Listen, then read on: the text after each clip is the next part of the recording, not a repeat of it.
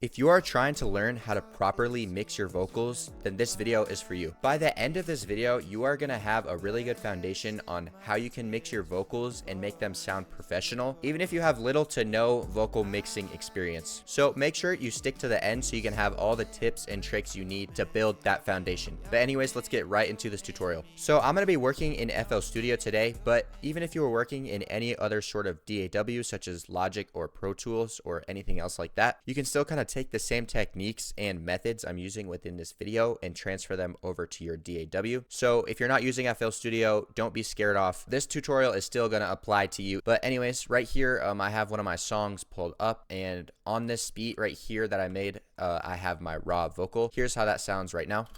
Oh, all these years you've been wiping these tears you've been. So as you can hear, those are some raw vocals right there. Really muffled, really low end heavy.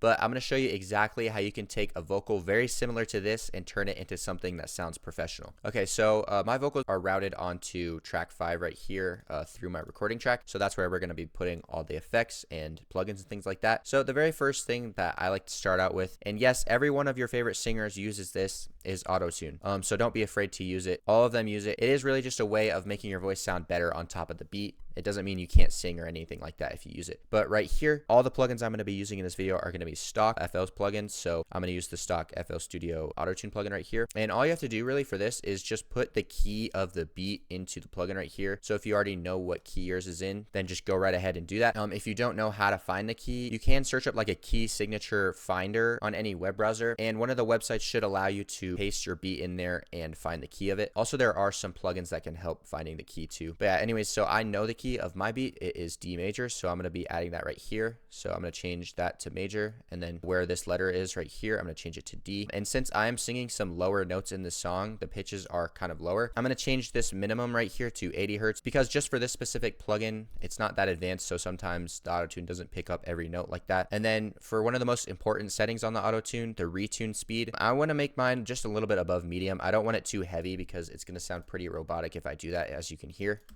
Oh, all these years you've been wiping. See, I don't like that sound for my vocals that much, so I'm going to turn it to maybe a medium. So I'm still getting the pitch correction, but I'm not getting that robotic sound right there. Next thing that I'm going to add right here is the compressor. Now, essentially what a compressor does is it's leveling out the vocal and making it the same volume all the way through. So I'm going to load up Fruity Compressor right here. Now, the reason I'm actually doing the compressor first and instead of like an EQ or something like that, you may have seen a lot of other people doing EQ first, is because the order that you put the plugins in actually matters. So I want to compress the vocals before I EQ them because I want the EQ to affect the compressor. I don't want the compressor to affect the EQ, because if I had the compressor after the EQ, let's say it was right here and I had an EQ in slot 2, then the compressor would affect the EQ that I already worked to get those frequencies kind of dialed in. So that is why I want to put the compressor first. But anyways, getting into the settings of the actual compressor right here, I don't want to compress them too hard for the first compressor right here. Just slight compression, making sure the vocals are all level and everything like that. So I'm going to turn my ratio to probably like 3:1 right here. That's like the amount of compression you're adding. And then I'm going to play the vocal and turn the threshold down until I hear the threshold start to affect the vocal. Oh, all these years you've been. Okay, I think I start to hear the compressor affecting the vocal at about -17 decibels right there. So I'm going to leave it just like that. And then for the attack, I kind of like my compressor to act quick on the vocal. So I'm going to keep it relatively low. And then the release, I'm going to turn it up a little bit more because I want that compressor to hold onto the vocal and give it a really clean sound right there. So that is all I do for my compressor settings right there. Really simple and really clean. Now I'm going to add a plugin that is going to kind of enhance the vocals and bring out that poppy kind of nature in them. So I'm going to add the sound geyser right here.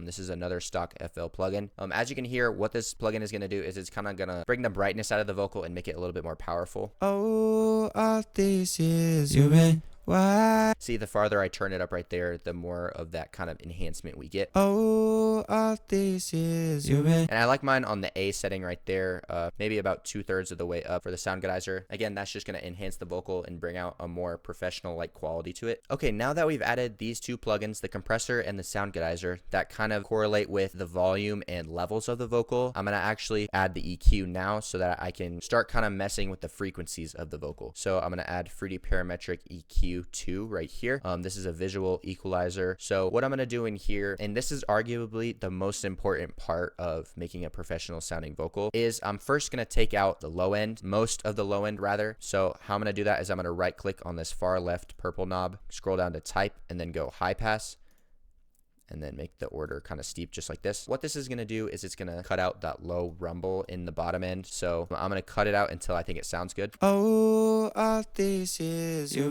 As you can hear, all this low end, kind of like below 100 hertz right here, is just not needed in the vocal, and it takes up too much space. Oh, all this is you. Now, you don't want to cut out too much though, because you can get like kind of a robotic telephony sound if you do.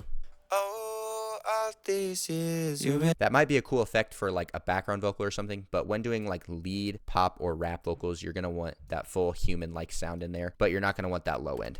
Oh, all this is you. So maybe right there for that. And then in the middle here, I'm just going to be balancing out some of these frequencies. Now, the way you can know which frequencies to cut out is you can just sweep through like this, bring one of the knobs super high like this, and then just sweep through and listen for frequencies that you don't necessarily like. Oh, all this is you. Wiping these tears you.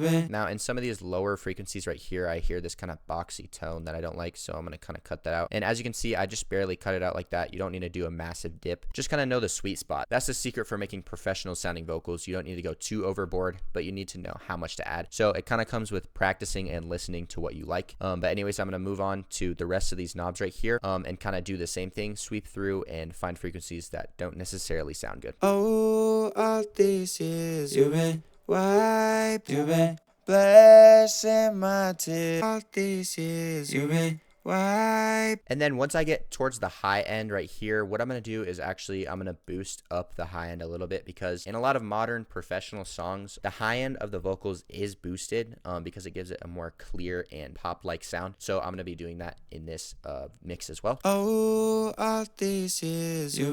Now, you do have to be careful when doing this though, because you are going to bring up some of these raspy high frequencies that sometimes can be uncomfortable to listen to. So my last knob right here, I'm going to use to cut out some of those high like S sounding frequencies. Oh, all this is. As you can hear, that's pretty unpleasant right there, so I'm gonna bring that down. Oh, and yeah, that's about it for my EQ right there. Pretty simple, but honestly, again, that is the trick for making professional sounding vocals. You don't want to go too over the top with your EQ, because when dealing with these frequencies, it is very easy to lose that human-like quality of your voice, so be careful with that. But as you can hear, the EQ did make a very big difference, because if I turn it off, oh, all this. you really get a lot of low end, and the vocals are kind of muffled and unclear. But when I turn on the EQ, oh, all this is you. You get a way clearer sound. Okay, moving on here, I'm going to add a de-esser, and what plugin I'm going to use within FL to do that is Maximus. They have a de-esser setting on this plugin. Just click on presets right here and then go to de-esser narrowband right here. Now what this is going to do is it's going to take out those high annoying S sounds in your vocals that can really pierce the ear. So this is a good tool to kind of help clean up your vocal a little bit. So as you can hear, we have the range that we're going to be affecting. So if I turn this down, oh, all this is. it's going to really crush that clarity of the vocal, which we don't want to do because we just added that with the EQ. So you're just going to want to kind of turn it down just ever so slightly. So you're going to get rid of those S's, but you're not going to actually lose that clarity that we added with the EQ.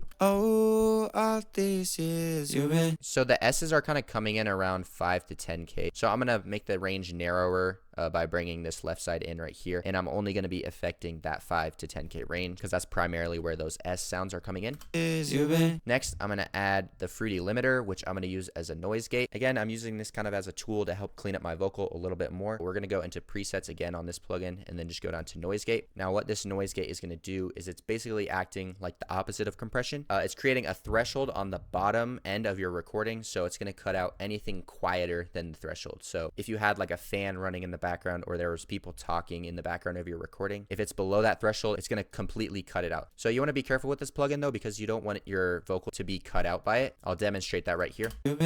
As you can hear, if I turn that threshold up, as you can see, my vocal is getting cut out right there. You want to make sure that threshold allows your vocals to have room right there, but it's still cutting out those low background noises. Oh, all this is you. So that's pretty good right there. Also, if you have like a really professional recording environment with a super quiet room that's like sound treated and everything like that, you're probably not going to need this plugin. I just add it because I don't necessarily have that environment to record in, but just keep that in mind right there. Now that we've added these two plugins, we could have changed some of the frequencies frequencies of the vocal. So you can add one more EQ just for some final balance changes if there are some tweaks you want to make. You don't have to add this, but sometimes I like to just to kind of do some final touches to my vocal before I add effects. The tweaks that I add at the very end usually come in the high end where I can hear some high frequencies coming through that didn't get picked up by the other EQ or the de-esser. So I'm just going to kind of clean this vocal up just by using the same method I was earlier of sweeping through and finding frequencies that I don't like. Oh, all this is you been. Oh, all this is. I don't like that one right there, so I'm going to turn that down too. Okay, that sounds pretty clean right there, and I think I'm about ready to add some effects to this vocal. So the one effect that I'm going to add to this vocal is reverb.